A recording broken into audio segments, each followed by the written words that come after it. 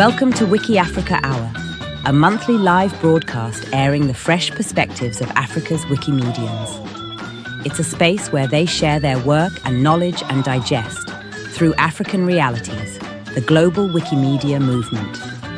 WikiAfrica Hour, the voice of African Wikimedians.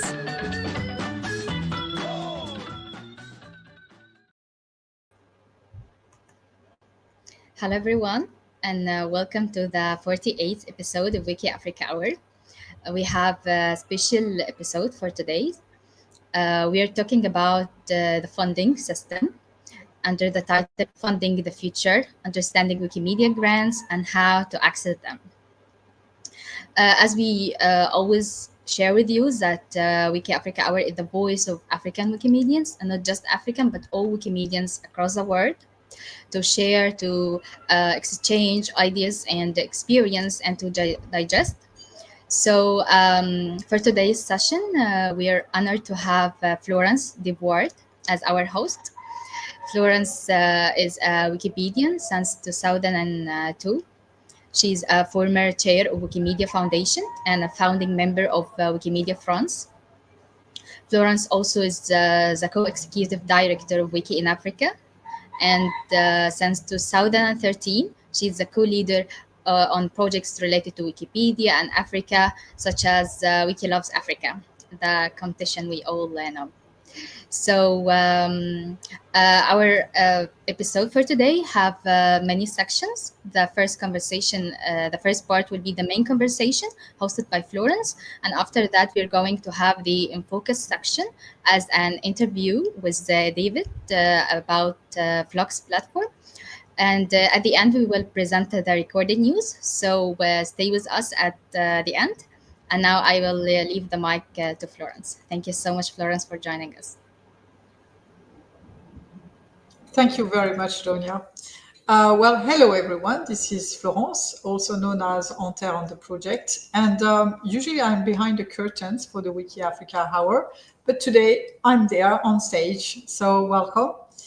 If you're watching us live, please take a few minutes to just put your name and maybe the place where you come from, just to say hi. It's always cool. And if you're watching the episode afterwards on YouTube, typically you can also leave some messages in the comment box, and that will always be appreciated. So we have a very exciting topic today.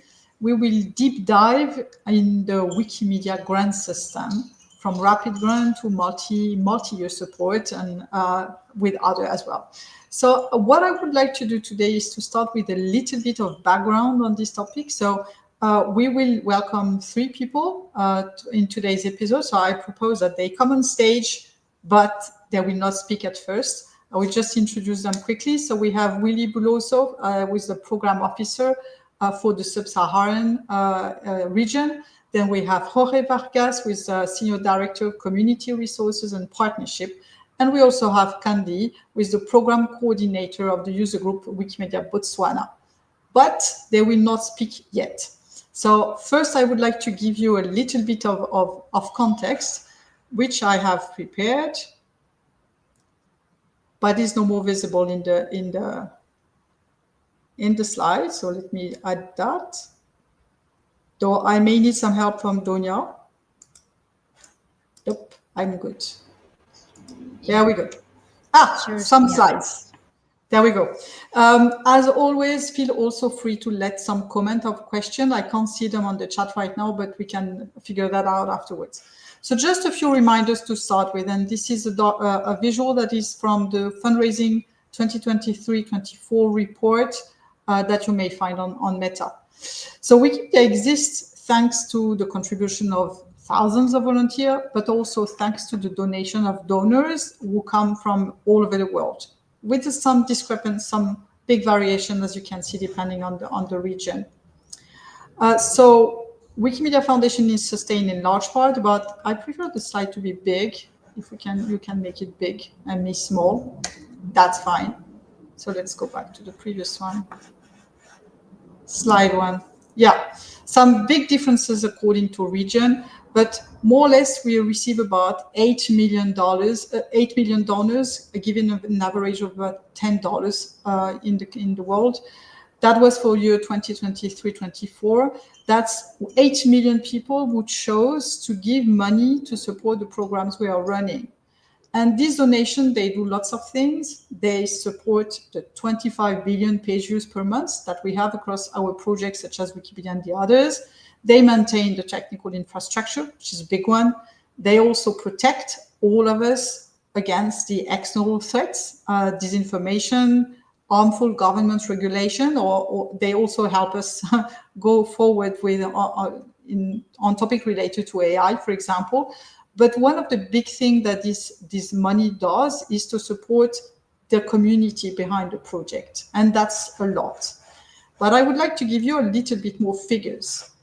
So first, more or less, rough figures, the annual budget this year is about $200 million at the Wikimedia Foundation level. And amongst this amount, we have a budget that about 30% of the budget is dedicated to volunteer support. If we look a little bit more in depth, just to get a sense of the different envelope of money, the very largest envelope, that's for 23-24. So the budget at that time was lower than it was this year. So we have this big first column, which is dedicated to personal. So you have two of them there. There's Jorge and Willy are in that envelope. And then you have the second biggest envelope is actually grant and movement support. And in that envelope, the people supported typically are Candy or me or some people maybe watching this video. And then we have other expenses, but those are the two biggest things. And then if you look a little bit more in detail about where this money is dedicated, this is a graphic that goes from year 21 to year 28. So we are right in the middle. What is on the left in green is what has been done is the past, and the blue is currently and the future. The amount of money, as you see, generally has been growing over time, every year, a significant increase. The orange part is dedicated to Wikidata. It's a bit of a mystery for me why it's in the amount granted for volunteer support, but it's there. So we have this amount, but the one that really interests us are the green and blue part, which have been increasing over time as well. And we are more or less in the data I gave you before. If we dig a little bit more in these columns, roughly, and Willy will go much more in detail than me, we have three main big lots. That's the general support for the community. There's a conference fund, which, for example, fund Wiki in Daba in Africa or Wikimania that will be in Kenya this year. And then there's a third envelope, which is the rapid grant that many of you might know. So the general support is more about the long-term support, and the rapid is just for smaller program. If we dig a little bit deeper in this, it's interesting. Oh, I forgot to mention one thing. Those things are some of the previous slide comes from the annual budget, which you can watch. It's this one is from 2023-24, but you can look at the most recent projection currently on Meta as well. These figures come from the Community Fund Distribution Report. This one is the last published from 23-24. We're hoping that soon we will have the next one. And within this, you also have a cut down per region. So I put a big rectangle red around Sub-Saharan Africa so that you can see it better. Keep in mind that this was 2 years ago, that's previous year, and that represented 13% of the total. And what is very interesting, in terms of number of grants, it also represented 42% of all the grants managed by the Wikimedia Foundation. So as you can see, Willy has a lot of work, and he will explain probably why we have so many grants in Africa compared to the other regions, such as Europe is only 8%, for example. And just to give you a better sense from a visual perspective, all these grants in 23-24, that was 387 grants, community grants. And the two visual there are 10 years. The first year is 2015, and sorry, it's a bit small. Started 2015, and the last one on the right, so that's actual figures, it's 2024. And at the top, that's the actual amount spent, whilst at the bottom, that's a percentage compared to the total. The Sub-Saharan Africa is the light yellow. So as you may see, the light yellow has been growing the past 3-4 years, whilst before 2019, basically there was nothing, next to nothing. So there's quite a significant change over here. And the last slide I will show you to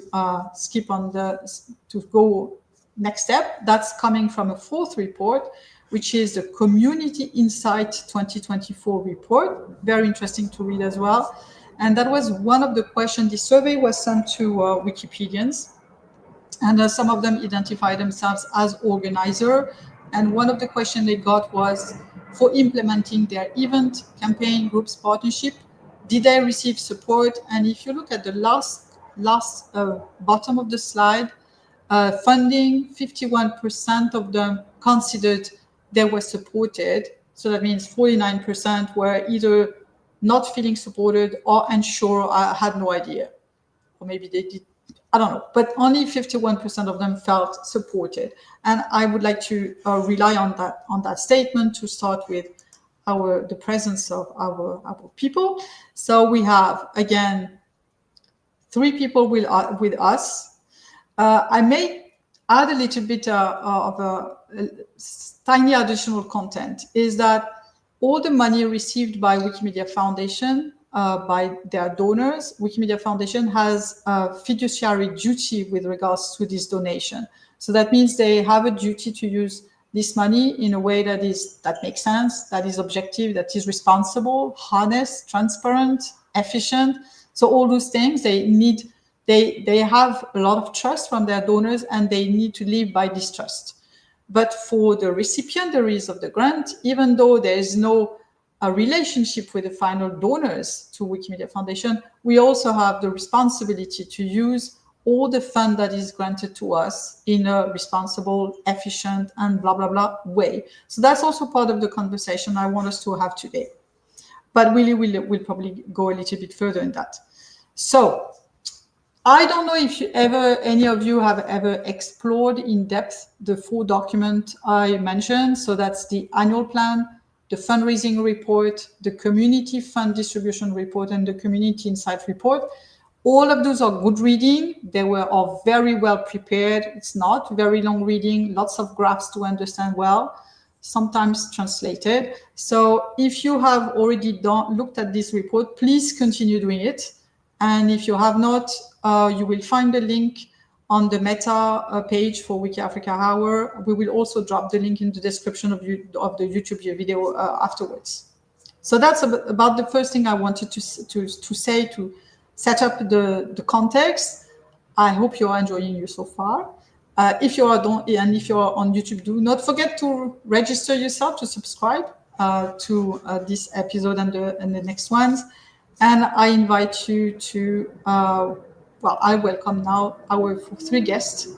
So let me start with Jorge Vargas, who is the Senior Director, Community Resource and Partnership, and maybe you can introduce you further, Jorge. Florence, Donia, and everyone, thank you for having me here. My name is Jorge Vargas. I am Senior Director of Community Resources and Partnerships for the Wikimedia Foundation.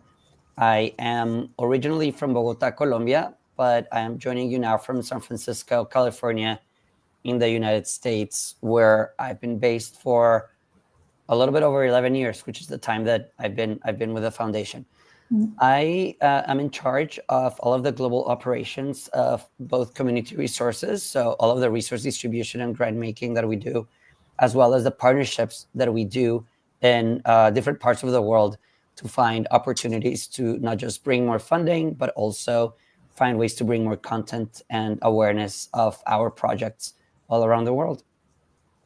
Thank you, Jorge. I thought you were around 10 years, so I was not very far from that. It's been a long time. It's been a long time for sure. It's been a long time. So Willy, what about you? You're Program Officer for Sub-Saharan Africa. You're way more recent than Willy. Yes, thank you so much, Florence, and thank you for the invitation. Hi, everyone. My name is Willy Buloso. I'm the Senior Program Officer for all Sub-Saharan African countries. I'm based in Nairobi, Kenya. from the Democratic Republic of Congo. So I'm happy to be here. Thank you. Welcome as well. Before we move on to Candy, I want to show you a little with my screen plus share screen.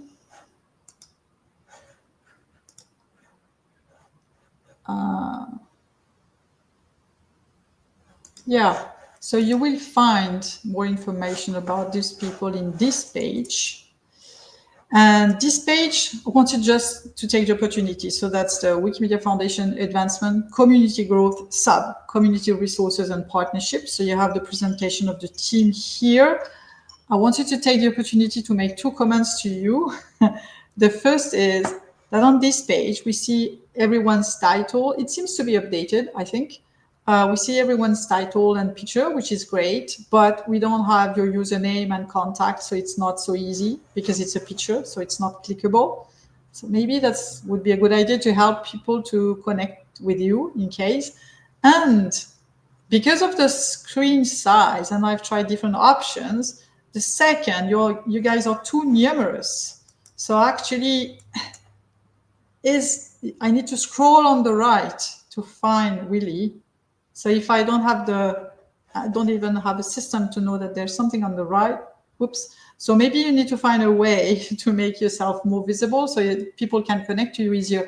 It's very important for you. Maybe you do not realize that, but the stuff is changing pretty frequently in general, maybe not some of you, because I think the staying on at the foundation is fairly high compared to many nonprofits. It's very nice.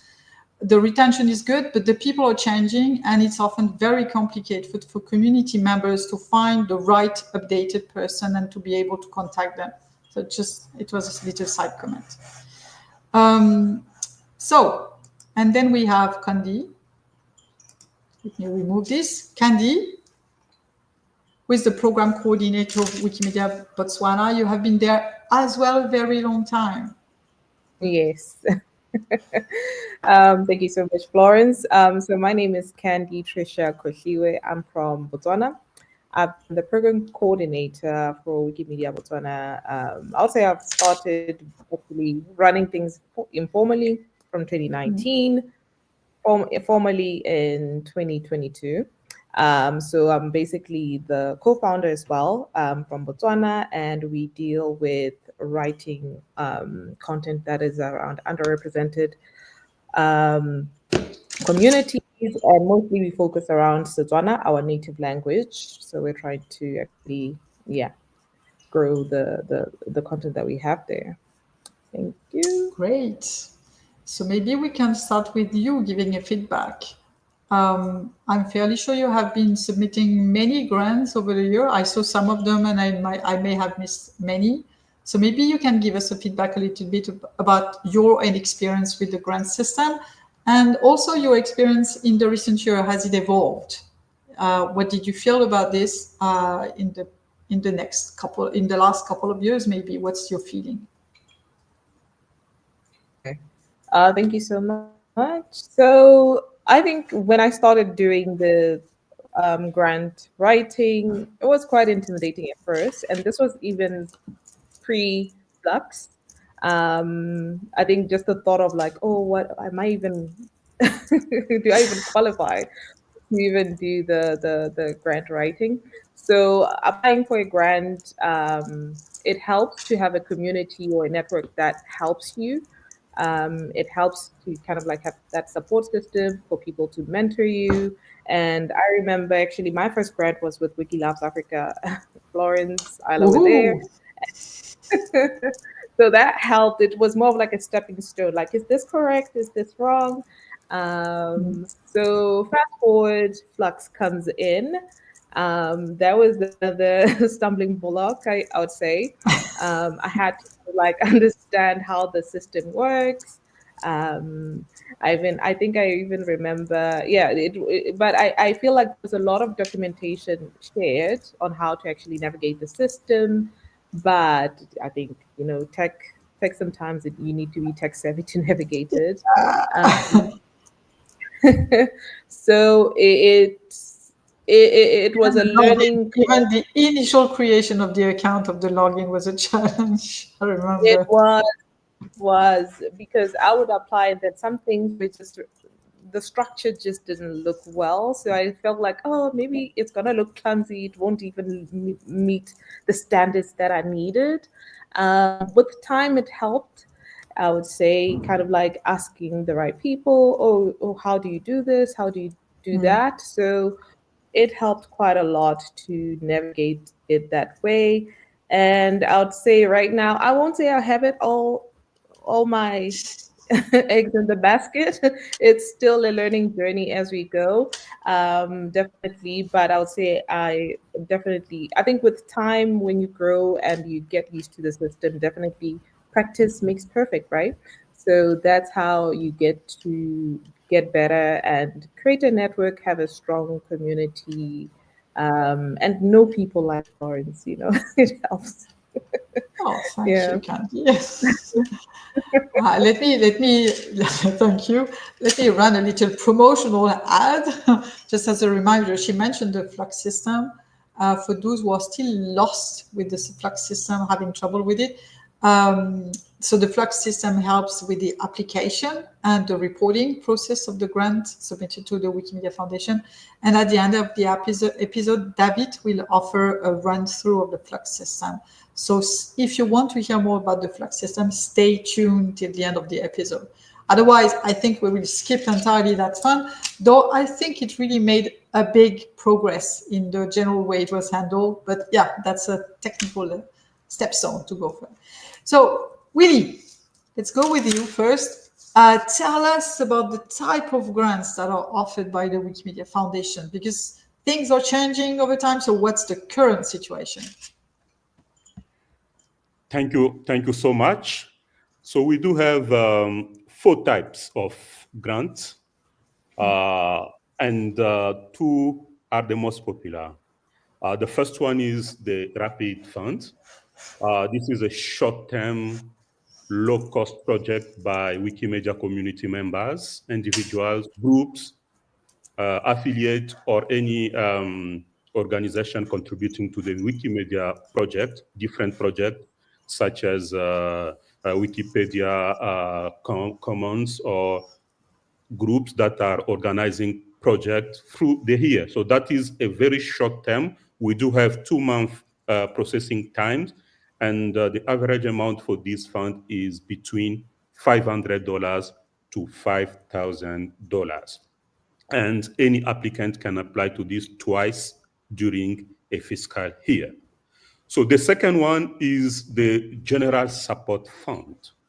That is a flexible general support fund operating for groups or affiliates that have developed a larger project or programs, or the one that have submitted a very good strategic plan with sustainability and long-term investment.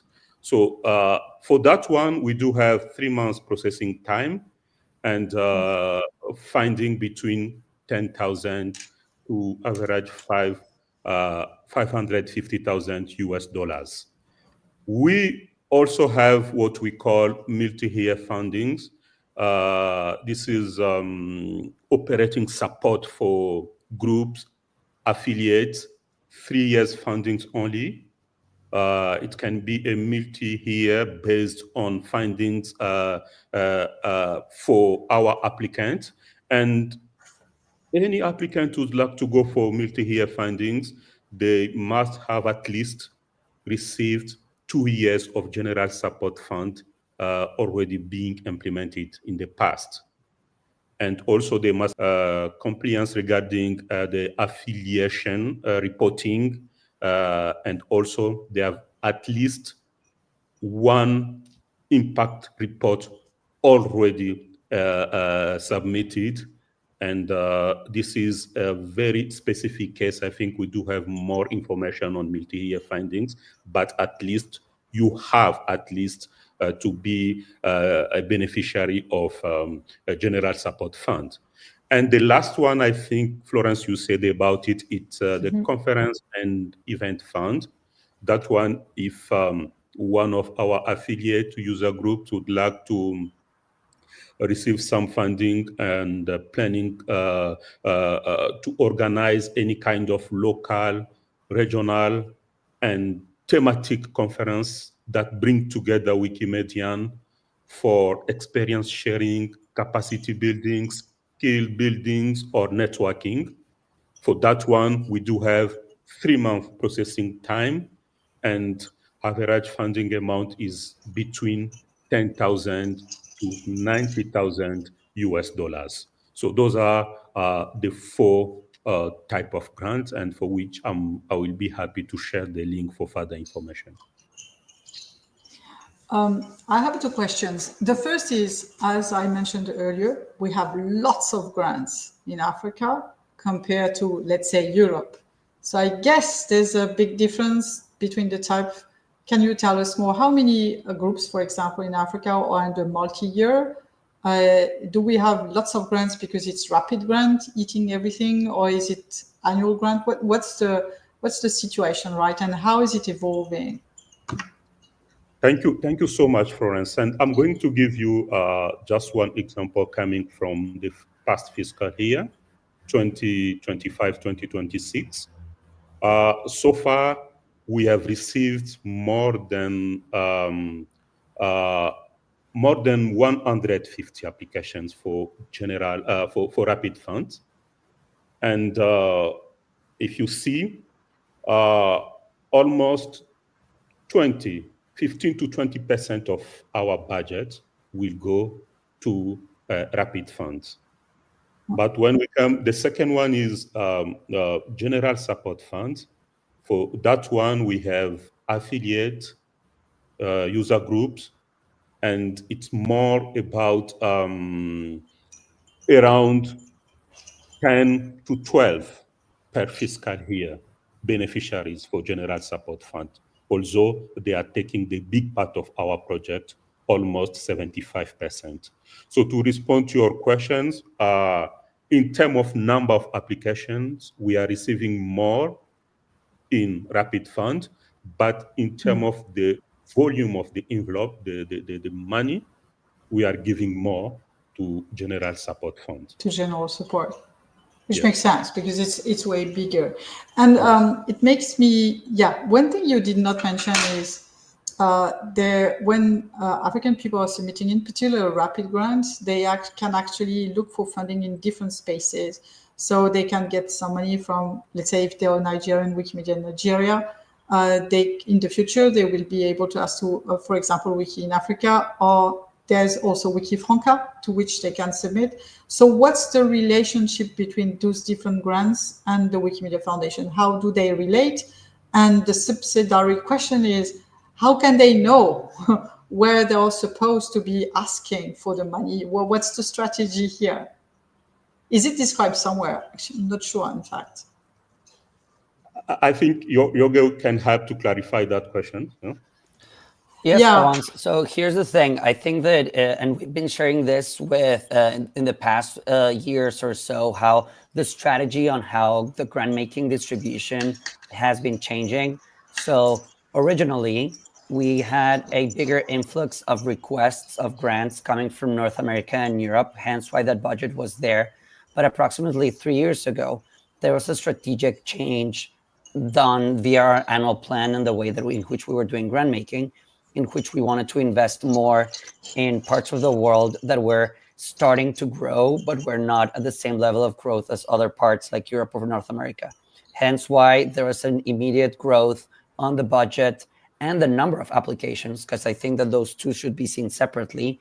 How many actual rapid grants or general support fund grants are coming in vis-a-vis what applications or how much budget it's being infused. And that growth was being given in Africa, the Middle East, South Asia, Southeast Asia, and Latin America.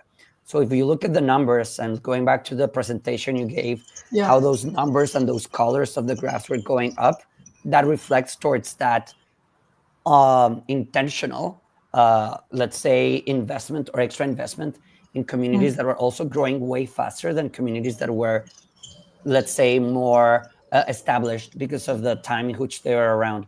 Another thing that it's important to note is the fact that a lot of the communities that are more established, let's say in Europe and North America, receive funding not just from the foundation, but they're encouraged to do fundraising outside of the foundation.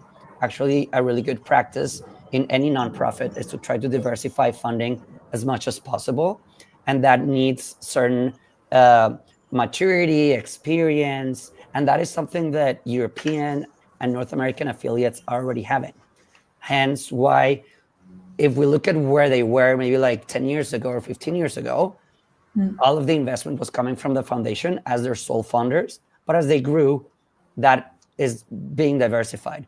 Our expectation and hope is that all these new groups that are coming in from Africa or Asia or Middle East or Latin America start doing that, and they're making progress towards that steps. But that's why we're deciding to invest more strategically on this part of the world, cognizant that, as you saw from that graph on how things are growing, the grant making overall envelope is never going down. It's actually still in a process of growth, because there was also a very strong commitment made by the foundation on our strategic planning a couple of years ago that grant making budget will always grow even more than the growth of the foundation. So I think this narrative could be and can be communicated more and more, even like repeated more. Hence why we're very grateful to be sharing the stage here, to be sharing this more. And we're very happy to just keep explaining and coming up to different forums to showcase these different strategies and how we do this. Which actually remind me, and I came, well, you might remember that last 2 or 3 years ago, we had the AKI program with Which the one? African, Sorry, I missed that. Africa Environment, Africa. Yes. African knowledge. I can't With the even African yes. knowledge. Yeah. And more recently, yesterday, in fact, I came to hear about the Wikimedians in MENA region, which is a partnership which was referred to us by somebody from Jordan. And we didn't know it existed, but roughly trying to set up some partnership where some external partner come and fund part of the money to support specific group in a specific region or on a specific topic. And since you're head of partnership, I wanted to know if there was, if it's still something that is still a rarity, because I know about the African Union one 3 years back, or 2 years back, and this one seems to be fairly frequent. So that's only two of them I'm aware of. But are there other we are not aware? And when they happen, how do we get to know about them? Thanks for that, Florence. So all of these things, I mean, first of all, I think that there are some projects that are still either pending to be kind of like finalized or not. For instance, Wikimedian is one that it's like about to be completed, but it's not actually announced. But overall, there's different ways in which we try to communicate when these different opportunities come around, right? Like one of them, or the first one, is that the structure of how both of our teams in community resources and partnerships operate is by having a regional lead. So in the case of MENA, we have Farida El-Geretli. In the case of Sub-Saharan Africa, we have Felix Nardi leading partnerships and Willy Buloso leading community resources. And they're a main point of contact on how we try to keep affiliates and communities aware of the different things that are happening.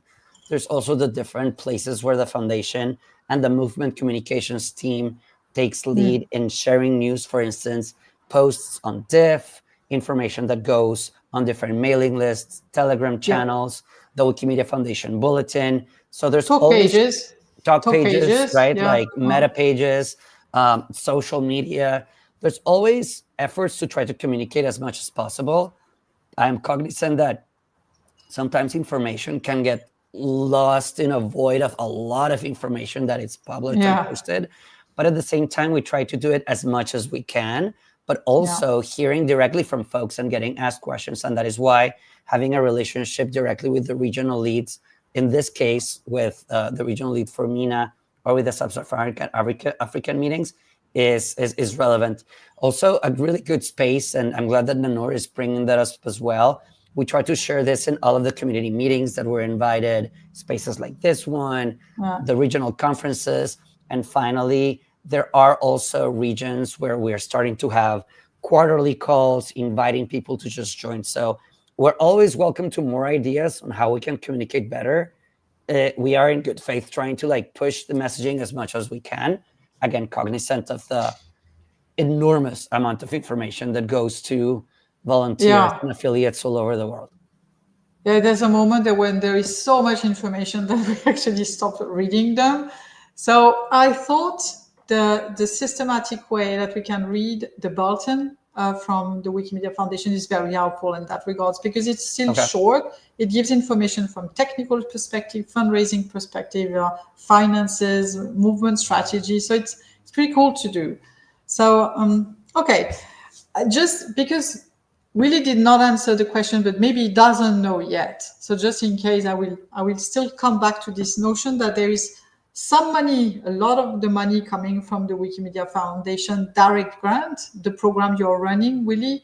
And there might be some money coming from partnership, as you explained, that maybe, well, then when that happens, and that we need to keep our ears open to hear if something might be relevant for us.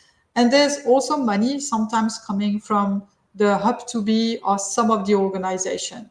So that's the case of WikiFranca, where the money doesn't come directly from Wikimedia Foundation, but through various ways and is available to French-speaking people. That leaves the situation of places such as Wikimedia Nigeria. So Wikimedia Nigeria is providing some small grant. I think some other countries are doing the same, maybe Ivory Coast and such. So in some cases, some countries are having a little distribution system. But it's not always clear for people whether they need to submit to their country or to the Wikimedia Foundation. Well, what's the current rule about this? Is there, or is it just, per situation? Does anyone know? You don't really. Okay, all of us really don't really know. I'm trying to understand better your question, Florence, if that makes sense. Sorry, so it's a couple of things. I'm taking an example of somebody living in Nigeria. I have a project. I need a rapid grant for this. And it may be unclear whether I need to ask this money to Wikimedia Nigeria, which has a sub-granting system, or whether I need to submit it directly to the Wikimedia Foundation. Got it. That's a good question. Willy, do you want to take it? No, you can start. Maybe I will touch the second part of this. Yes, please start, Jorge. So overall, the foundation started a model of like subsidiarity, I want to say like a couple of years ago, right? Like there's this notion that movement strategy, and for those not familiar with movement strategy, for many years, the movement has been working on setting up a set of new guiding principles on how things should operate. There's a very clear mandate coming from it around ensuring equity in decision making. It was one of the recommendations coming from the movement strategy process. And in order to do that, we started experimenting on this model of, instead of just the foundation being the sole decision maker on who gets a grant or how grants are operated, we started to like redistribute that decision making authority in different ways. Number one was by instituting regional fund committees. So finding ways in which other local volunteers and experienced with grants had a saying on the grant making process, not just the fact that the foundation will make a call on yes or no. This evolves from models in the past, the fund dissemination committee, things that like, I won't get into that into detail. Second model was instituting a global resource distribution committee, which is going to be kicked off in Wikimedian next week, which will be a volunteer-led body, also kind of like starting to establish how grant making and resource distribution operations could change.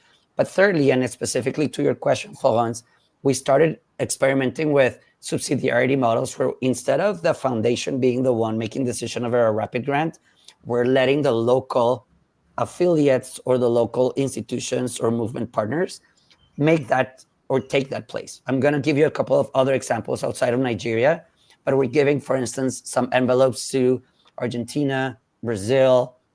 I think the CE Hub is starting a model like that, where instead of having to go to the foundation, we're saying, okay, there's also this other model where locally you can go to Nigeria and ask for the money. But all of this is experimental at the moment, right? Like we are learning from it and how this microgrant system could operate. Because sometimes we realize that, I'm going to give you another example in India. giving a grant in India, even if it's a rapid grant, it's so complicated. But if we already gave money from an administrative perspective, but if we already gave money to a grantee there, and they're able to like provide some micro grants to be able to cover an event, to cover this kind of things, that it's easier for everyone around, because at the end of the day, the goal is to be able to provide the money as fast and accessibly as possible. I hope that I'm answering your question. That's very clear. Maybe I think that's very clear. Maybe to come back to Willy, you might summarize, though, if we go back to the Wikimedia Foundation grant system, lower level, who controls who is making the decision? Because you spoke of the different level of grant we have. So we are moving away from the system that Jorge was talking about. But talking of rapid grant, annual grant, multi-annual grant, who is making the decision there? What's the system? Thank you so much, Florence. Just to add one more contribution to what you are saying before I respond to the question. So we do have like our affiliates leading their own micro grant findings. And this year we are working with Wiki in Africa for the Wiki Love Africa grant. So this is, I think, in response to your question, Florence, you are asking. Same for Nigeria. So the application is directly to the affiliate. They manage that fund through our general support fund. So you are right. Anyone in Nigeria can have like a two-way of sending its application directly to us for rapid fund, for example, or for any open application by our affiliate in Nigeria who managing those micro funding grants. So coming back to your questions, I will say that for rapid funds, very simple way of doing it. It is the regional program officer who will lead the decision-making process. But this will be done in close collaboration with affiliates, like in the case of Nigeria, when volunteers apply for any rapid fund in Nigeria, we will do a joint evaluation with affiliates in Nigeria. But at the end of the road, it is the responsibility of the regional program officer to lead and take the final decisions. We also do the same with some advocacy and campaign coalitions like Wiki in Africa, Let's Connect, WikiFranca, Wiki for Human Rights, and WikiEarth. So those are coordination. We will take decision based on mutual coordination and sharing of information. But when it is about general support funds, I think here we have two steps. First of all, there is that preliminary contact, preliminary discussion between the regional program officer and the user group on the affiliate that is applying for the general support fund. And then after that, the application process will be reviewed through different meetings by the RFC, the committee, the regional committee, funding committee. That will be done following a series of conversation and deliberation meetings. So I would like just to add one thing about the evaluation criteria by the RFC.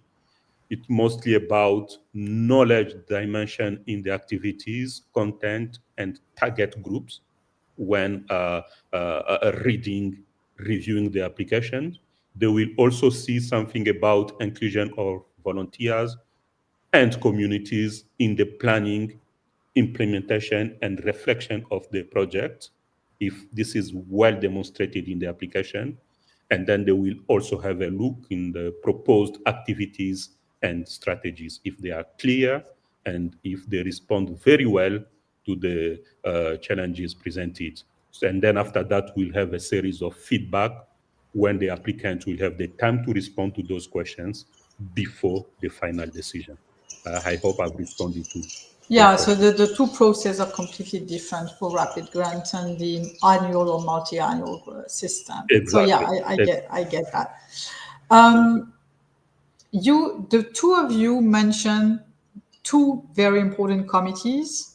So there's the regional Fund Committee, Regional Grant Committee, sorry, Regional Grant Committee that you lead, Willy, which is per region and populated by volunteers.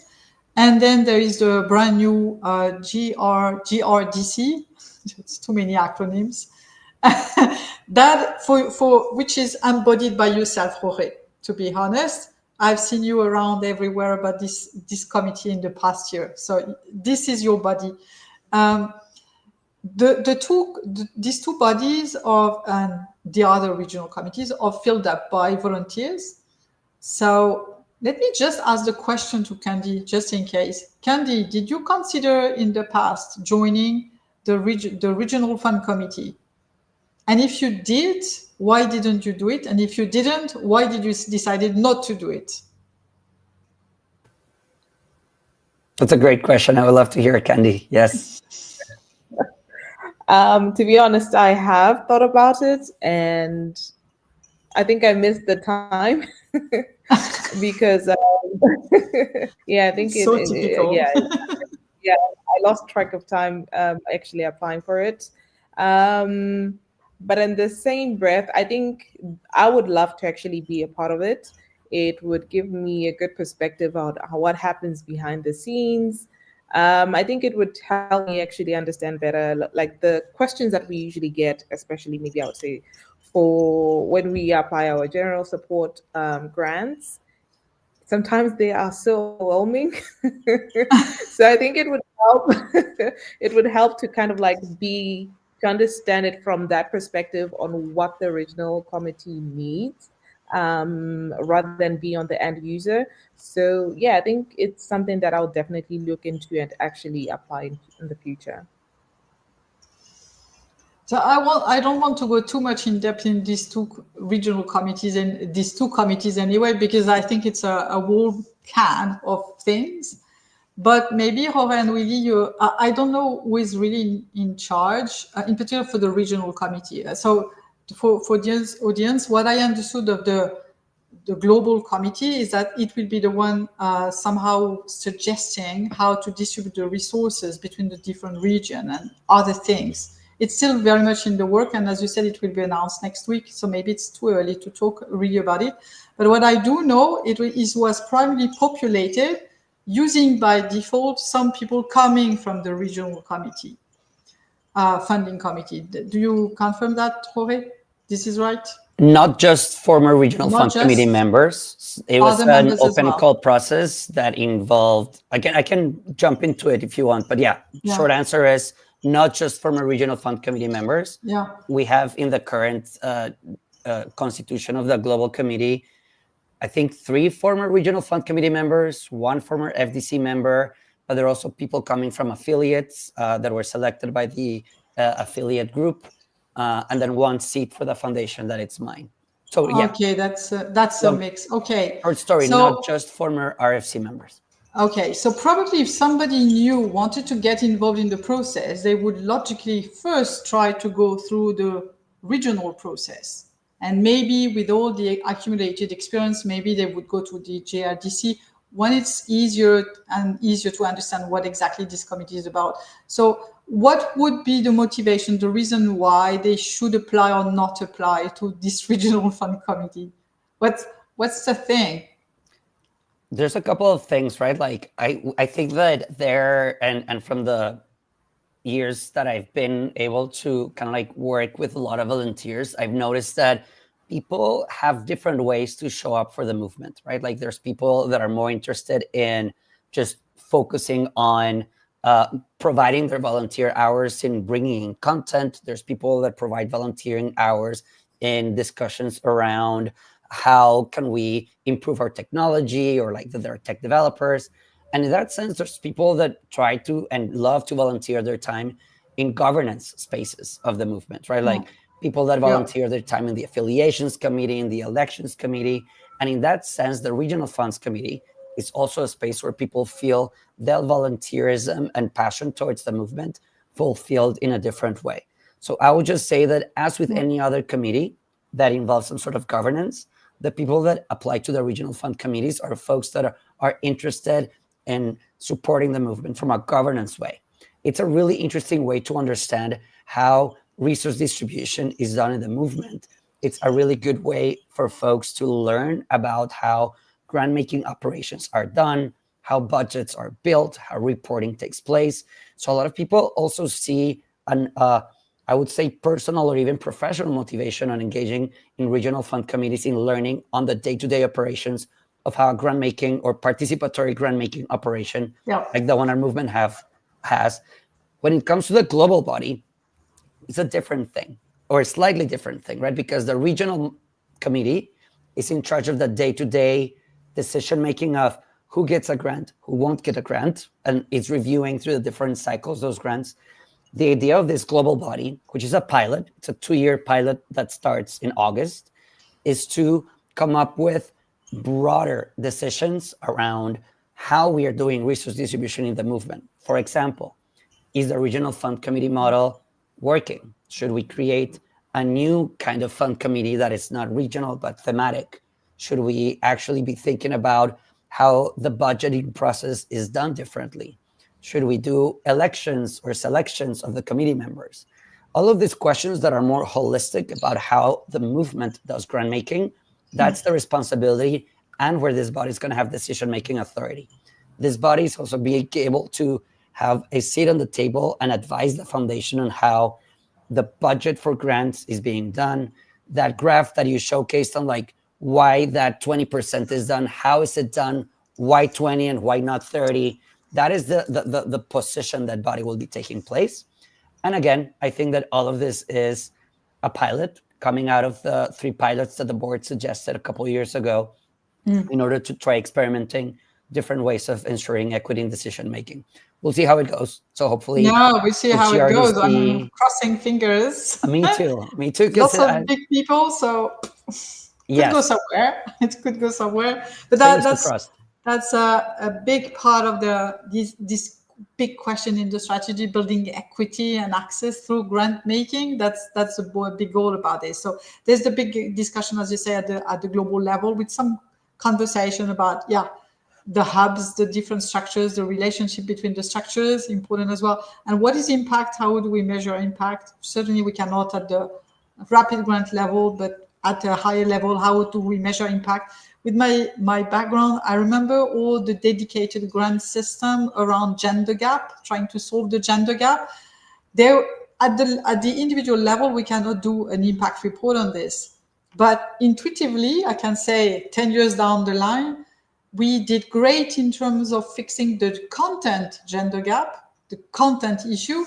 We didn't do great at all to solve how to recruit women and get them more involved. They are still the same percentage of women, even if we have full of power, right, Candy? Even then, we have not increased the percentage of women. So it didn't help on this side. But that's only after several years that we can see whether that worked or didn't work. So it's always a big question for me. This impacting is a whole entire different topic that we will have to address one day. But maybe to go back strictly to the African level, and I can go back with you,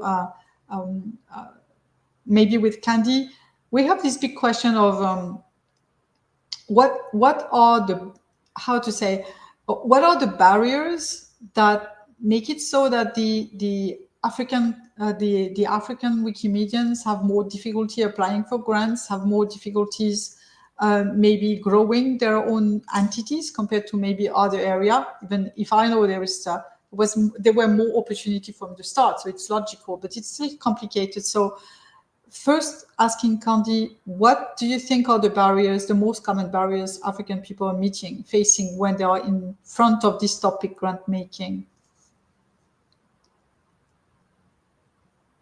Yes, thank you so much, Florence. I would say, based on my experience, definitely the first one would have been applying for grants. I didn't have the know-how. I felt like whatever I was going to write was going to be very problematic. So the knowledge or the know-how how to do grant writing is very important, I would say.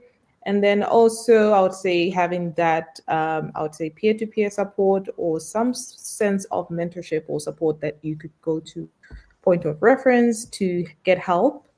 Thank God I had that. And And then as well, I would say maybe one of the challenges, maybe we start too big as well. We're not really aligned with the Wikimedia movement, and people just shoot straight down to, I would say, the 5,000, just to give an example. We don't look at focus, our focus. We don't start small to look at what's important. What do I want to do within my community? How many people are within my proximity that I could actually engage to resolve this problem that I'm facing? So start small, I would say.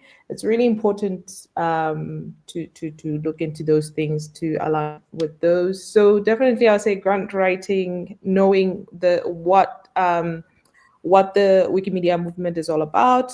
Try align your strategy or your goals around it, and then definitely have somebody to support. It would be good. Those, if you don't have those, it's going to be a bit challenging, I would say. It's true.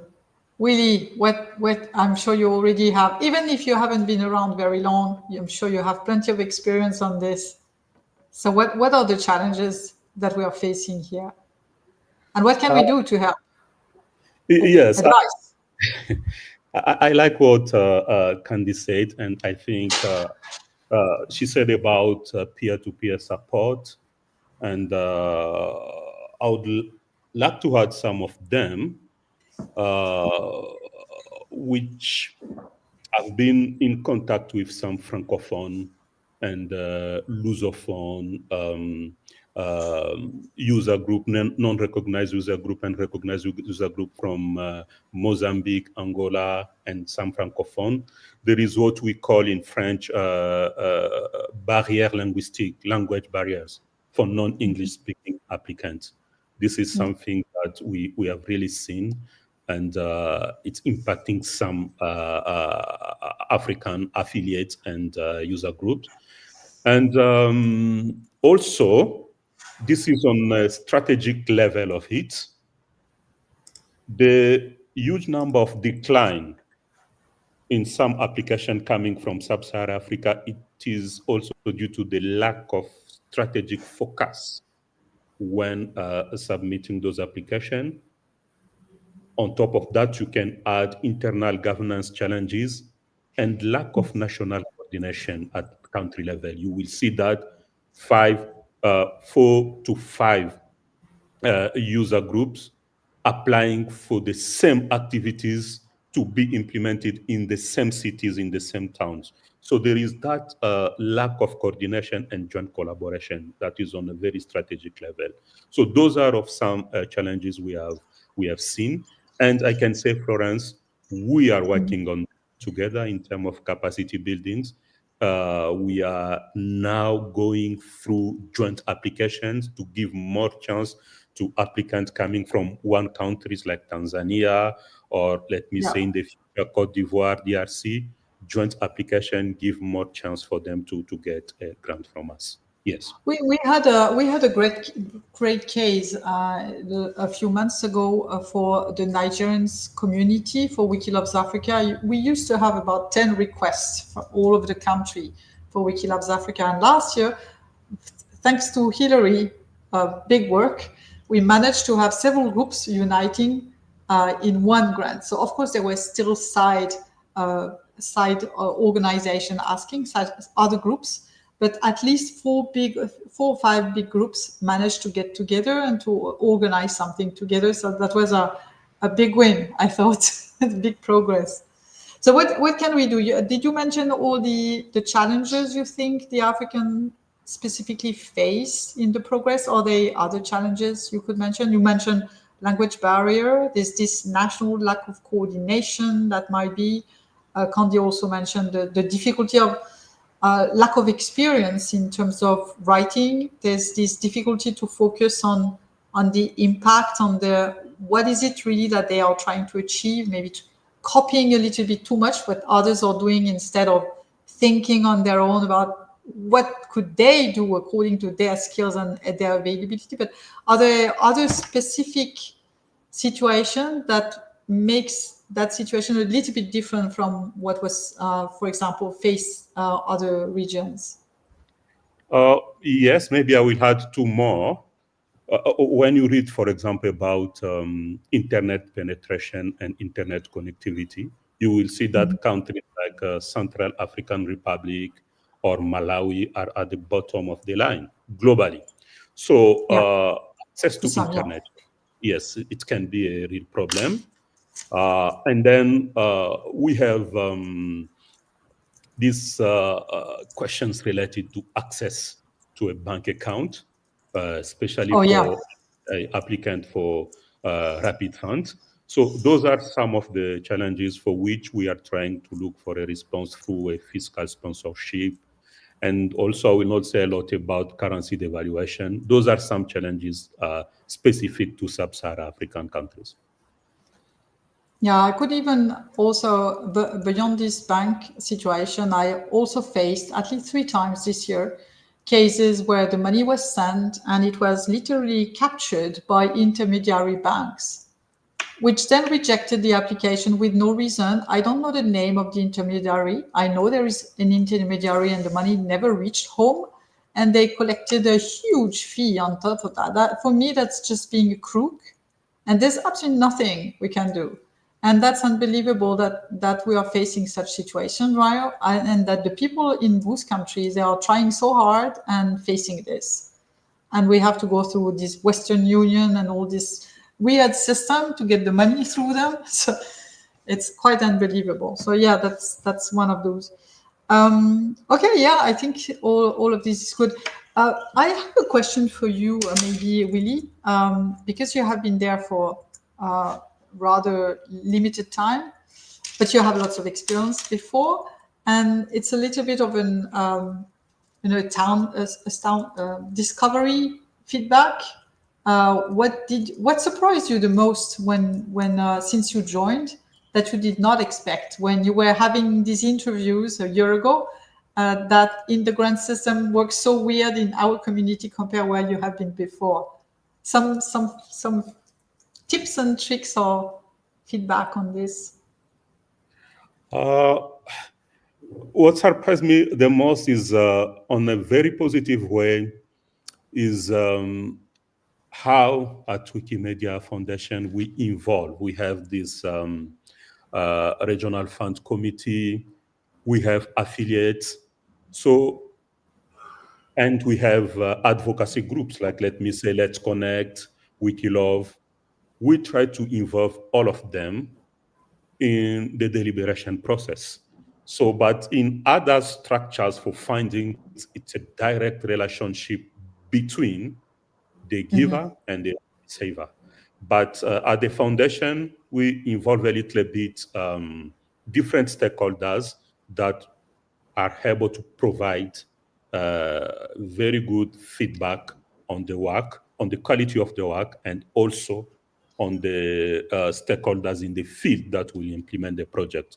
That one, I've seen it as a very positive way of doing things at Wikimedia Foundation. Good. Yeah, probably. Well, I don't have experience in other nonprofits, so for me that's not a surprise. But yeah, that's I can guess it's very special. Just before we pick up the question, if there are some, I saw there were some mentioned. I wanted to give my own desire besides the global distribution and discussing whether these groups should have it or how much or which region should have more. For me, increasingly, it's not a concern, but I can observe that what is being recorded and asked from people is really output. It's the number of events they did, the number of articles they created, the number of people they managed to get in their conference. That's just the regular output, the outcome. But we don't have the impact. And again, as I was saying earlier, the impact is not so easy to measure at the individual level because we work on this together. But we need to get a sense, even if it's every 5 years, when we focus on one specific topic, we need to get a sense of whether it makes a difference, really. So if I take one example in the past, Jorge, you might remember that, there were some specific grant call on topics such as gender gap or movement strategy. There were a few targeted topics, and I've been wondering whether there were some of those in the pipeline, maybe on specific topic, maybe to reflect some of the big desire of working on specific areas such as mobile. For example, it might be grant related to mobile users, or it might be grant related to user with extended rights. I don't know, but any focus? Is there something in the pipeline, or do we stay at the very generic level? And how can the foundation help helping us having a common sense of the impact of what we do? That's definitely something that we're starting to not starting, because it's been an ongoing conversation, and I'm gonna try to keep short because I know that we're short on time.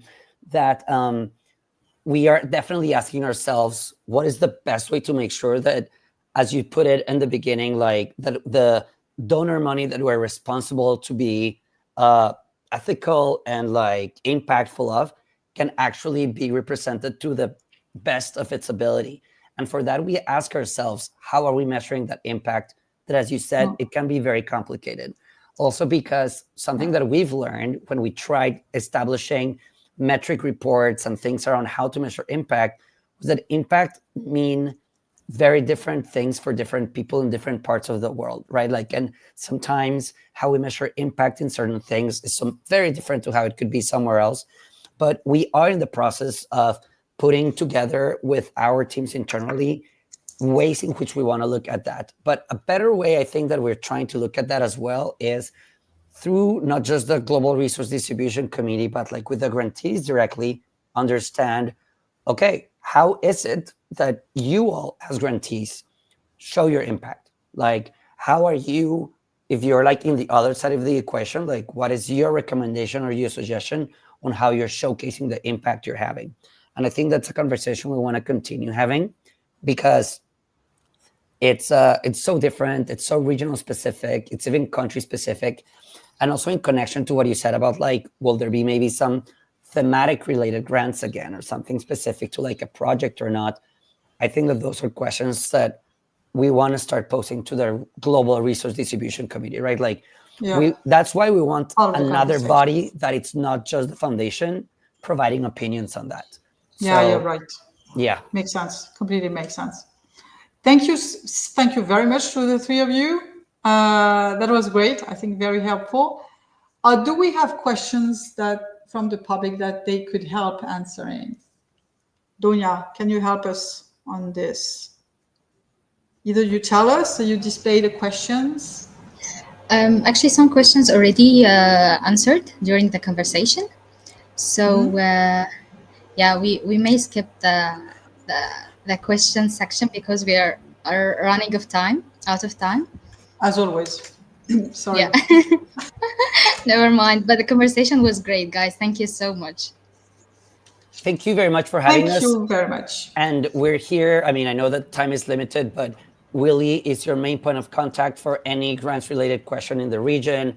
I'm available as well. I hope to see many of you in Nairobi next week, including Willy. I'm going to meet you for the first time in person, which I'm excited about. But we're all good, and I'm very happy that we have this space, so thank you. Thank you. Thank you so much. Thank you so much. And thanks, Florence, for moderating this. And for our audience, do not go anyway, because we still have a very special part. Let me introduce Davit, Saroyan. Hello, Davit. Can you open your camera? Can you hear me? I'm sorry for keeping my camera off and for my cracked voice. Can you hear me? Yeah, but if you could raise your voice slightly, it would be better. Oh, of course I can. Can you hear me better now? Yeah. I was just saying that, like, I'm really sorry for keeping my camera off. I'm a bit sick today, but I'm happy to be here. And hi everyone who are following the live. Yeah, never mind. Hope you will get back soon. Let me at the beginning introduce you to our audience. You are the Senior Program Officer at Wikimedia Foundation. and you support the grant making portal and the grant programs. So thank you so much, David, for accepting the invitation to be with us today. I think we will start by introducing the navigation to navigate together the Fluxx portal and how we can register. So let's beginning. Thank you, Donia. Let me first share my screen and I will begin. Okay. Yes.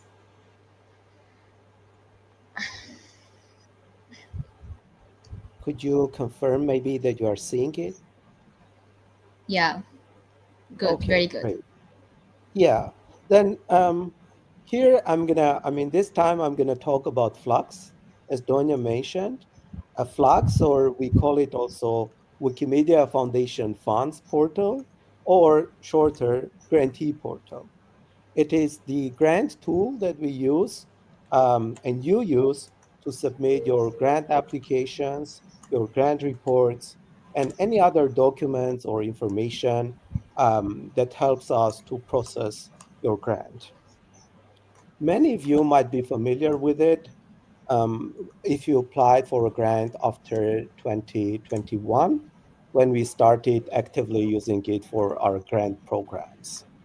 And in this quick demo, I'll be presenting a few important things about Fluxx and talk about some challenges that our grantees face.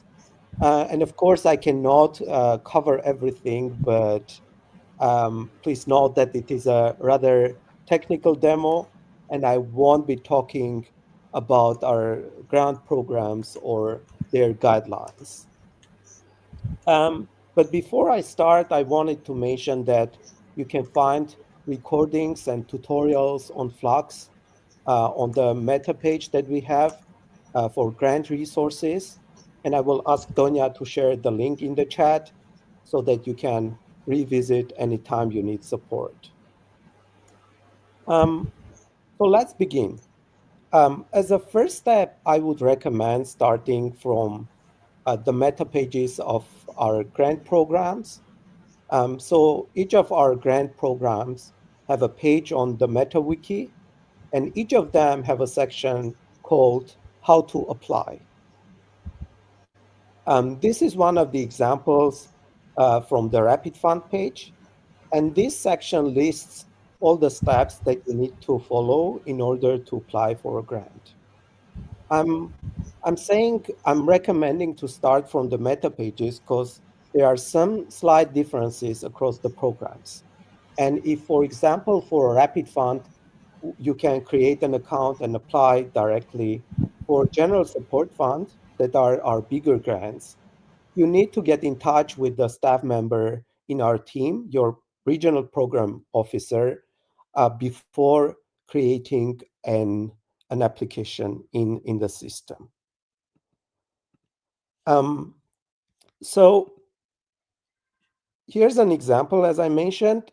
Once you complete the first step mentioned here and you learn about the program, you have your project idea, you can go to the step 2, which has a link to the grant making portal, the grantee portal. You can open it up and you will see this screen. If you don't have an account, the first step for you will be to create an account, which you can do by clicking register here, or also here. Once you click, the registration page will be opened. You can read these instructions, confirm that you are compliant with what is described here, and then click next. On this page, you will just need to provide some basic information about you and click submit your request. Once it's done, it will take 1 to 2 business days to process your registration. Please note that these registrations are processed and accepted manually. So we will need some time to do it, to accept your registration.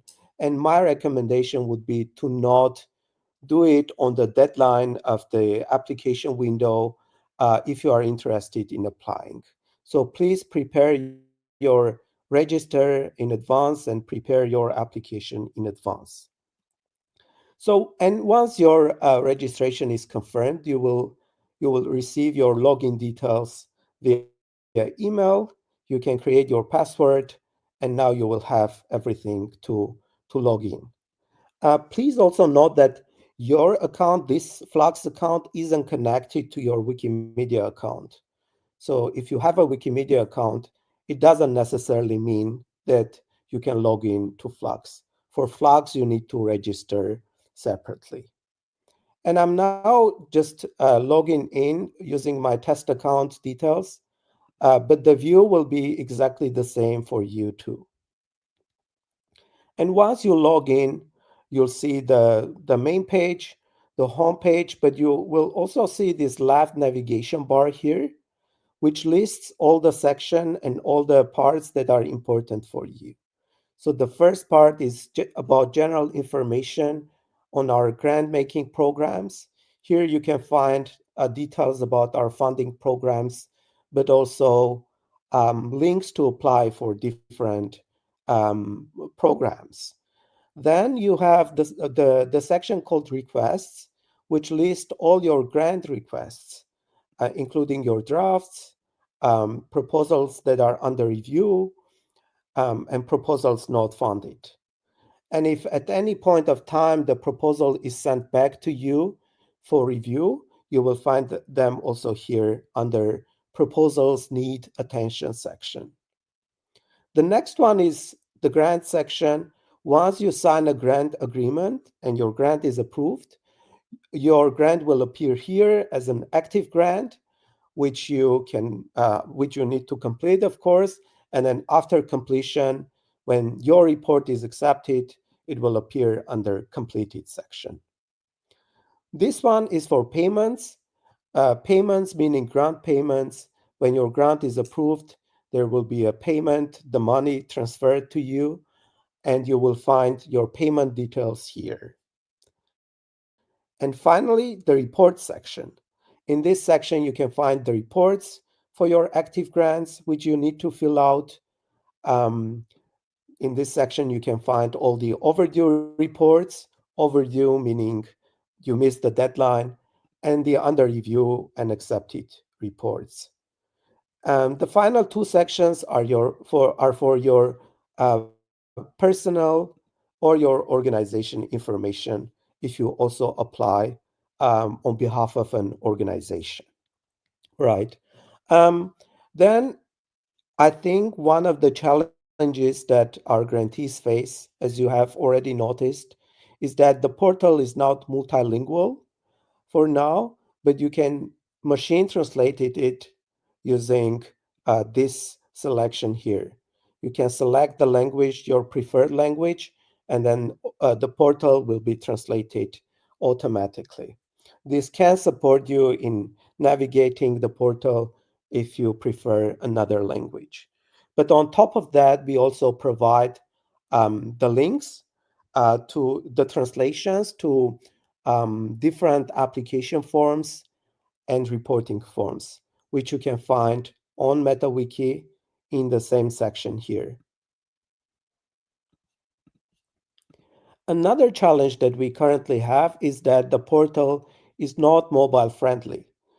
We hope to resolve this next calendar year when we will have an update to the general interface of the Fluxx by the Fluxx team. We also hope that next calendar year, after this update, we will also resolve some of the smaller interface issues that our grantees currently face. I think we still have a few minutes left, right, Donia? If we have, I will also go through. Go on. Yeah, thank you.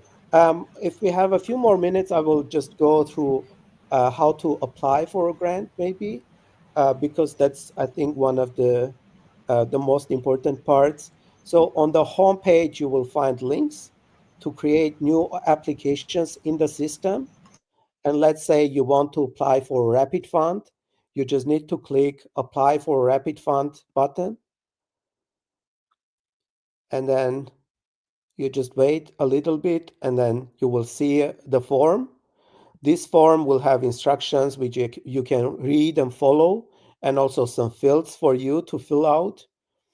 One thing to remember is that the portal or the form doesn't save automatically. So please, each time you want to close the window, do not forget to click save or save and close in order to save your application. So let's say you want to save it, you click save and close. Your new draft request will appear in the new request section here. If you apply on behalf of an organization, also, please note that you need to select all to see all your requests, also those that are individual, because this selection here will list only your organization requests and grants and reports. While if you select all, it will include all your grants and reports, including those that are only by you as an individual. And then when your form is complete, you are ready to apply, please click submit your application here on the right part.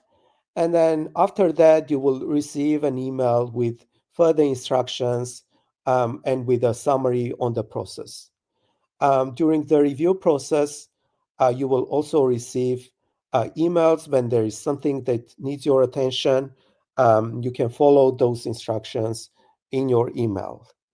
And to conclude, I'm sure there are more challenges that we don't know, and there are some that we know about. Some are related to the technical aspect directly, meaning the portal and how to navigate, etc. But some are related to our grant processes and our forms.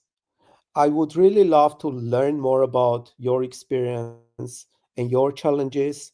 And I asked Donia to put the link of my user page in the chat, so you are free to reach out to me via email or via the talk page and share your experience, but also ask me any questions or ask for help if you need support on Fluxx. And with that, Donia, yeah, I'll conclude and pass it back to you. Thank you so much. Thanks, David. Just have two questions to you about the report, because when you show us how to apply, just to choose to apply for the grant, and then we can find the template. So for the report, is it the same? Is it the same? Just to choose the report and we can find the template to fill? Of course, it's the same process. Once your grant is approved, you will also have a reporting requirement, which will appear here under upcoming section, right? And you can select your report, click edit here on the top. Let me show it again. Here on the top, you click edit and then fill out the form. After filling it out, you can click save and then submit it here. It's exactly the same process. Yeah, and after applying the grant, when it will be directed into Meta pages to be visible on Meta? So automatically, or it's is it automatically, or it's approved manually first and then directed into Meta? So ideally, it will be published within 1 day. But sometimes there are issues with the applications. For example, if someone puts a link, a spam link, that is not accepted on the MetaWiki, then we need to clean those applications out before it can be published. So ideally within 1 day, but with exceptions, I'd say. Yeah. So yeah, thank you so much, David. It was quick but really informative and helpful. I've shared all the links you provided us before the session to our audience. I've shared your contact user page as well. So I hope anyone who haven't applied for a grant before and want to do so, it's their chance. I hope that the whole episode was beneficial and useful for them to start and go on. Thank you so much once again, David, and thanks for all our audience and our guests for today. We still have the news section, but before going to the news, I just want to remind you that our next episode will be the last Wednesday in August. So don't forget to watch us, and don't forget to press subscribe if you are watching us on YouTube, and follow us on our Facebook page as well. So we are going into the news, and then we will finish our episode directly. See you next week. We start with exciting updates from the gender equity space. Big news! Africa Wiki Women is taking a bold step by submitting a request to be officially recognized as a Wikimedia user group. Their mission is to increase the participation and visibility of African women across Wikimedia projects through mentorship, skills building, and closing the gender gap equitably across the continent. The Africa Wiki Women team look forward to your support as they amplify Africa women's voices in free knowledge. This month marks a decade of empowering women, amplifying voices, and bridging the gender gap across Wikimedia projects. The Wiki Women user group celebrates 10 years of championing inclusion, supporting women contributors, and ensuring their knowledge is visible and valued. Catch the message from their co-founders on YouTube and join in shaping a more equitable Wikimedia movement. Next, let's look at opportunities across the Wikimedia movement and beyond for you to get involved. Ready to test your debate skills? Wiki Debates invite teams across the movement to engage in virtual debates on knowledge equity, internet freedom, cultural representation, governance, and more. The pilot season will feature 16 affiliates in a bracket-style showdown, with public participation and voting. The call for the organizing team is open until July 30th. So, if you are interested, now your chance to join. Language enthusiasts, take note. The Wikitongues user group invites you to a pre-conference at Wikimania 2025 on August 6th in Nairobi and online. Dive into language documentation, digital equity, and how language meets Wikimedia. Attend, volunteer, or join online to help shape a future where every language has a place online. Register now on Meta. Good news for open education enthusiasts. The 2024 Open Education Awards for Excellence nominations are now open until July 31st, giving you extra time to recognize outstanding open educators, projects, and practices. If you haven't submitted a nomination yet, now is your chance to highlight the people and projects making an impact in open education. Get inspired by stories like 2024 Educator Awardee Maria Luisa Zorella, and help grow the global community by nominating before the deadline. Moving on, we have updates from ongoing contests and fellowship programs across the continent. Exciting news from Nigeria.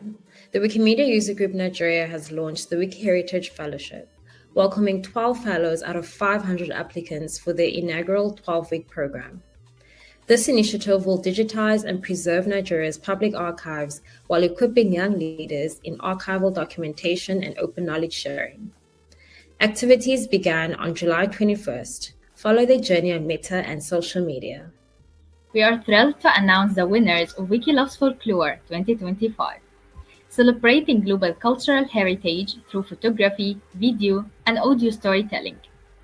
From stunning sunrise shots at Inle Lake to vibrant festival moments, this year's entries showcased incredible diversity and creativity. Check out the winning entries on Commons and celebrate these amazing contributions to preserving our world's intangible heritage. It's that time again. Wiki Loves Monuments 2025 will run from September 1st to October 31st, with countries choosing their campaigns months. The landing page is live and organizers are encouraged to register their campaigns. 19 countries have already signed up. Time to prep your cameras and document heritage in your communities. Finally, let's wrap up with updates on Wikimania 2025. Finally, the full program for Wikimania 2025 is live. Under the theme, Wikimania at 20, Inclusivity, Impact, Sustainability. The event will feature over 100 hours of programming with more than 400 presenters. Sessions will be available both in person in Nairobi and online, with interpretation in 5 languages. Join from August 5th to 9th and start building your personalized schedule on Eventia. Don't miss out. Catch all the updates, links, and featured items on the WikiAfrica Hour news page on MetaWiki.